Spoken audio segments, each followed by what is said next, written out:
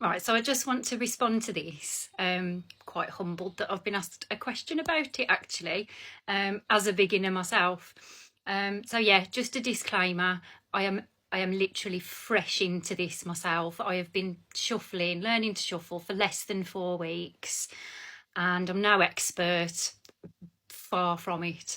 But given that I am a beginner and I'm starting, I do think I'm in quite a good position to give some tips based on some of the things that I've experienced in the last few weeks of trying to learn. The first thing I would say is watch TikToks about shuffling. There are so many tutorials and there are so many videos that you can easily follow, and that this is how I've started. This is how I got into it in the first place.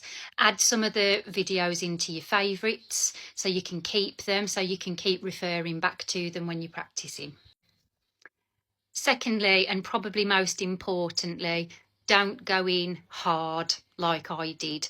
I was just so motivated and determined to start this up and start learning the moves that I was trying to learn the moves full speed, and oh my god, you don't even realize how fast they are until you try yourself.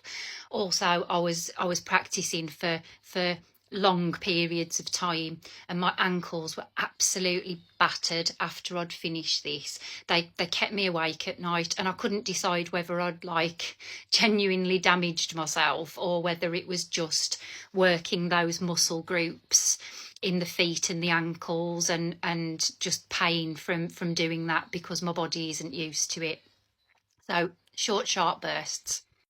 Next, a good pair of sturdy trainers. I know that there are some shoes that look good when you're shuffling, but if you can get a good pair of supportive trainers, that will help you.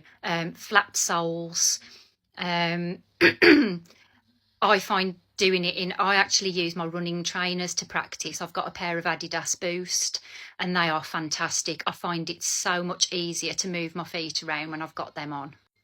I would also recommend an ankle warm up and cool down because of how you are working these muscle groups. I mean, you won't even realise until you start doing it. And finally, just persevere with it, even if you think you look a bit silly or you're not quite getting it. Just carry on.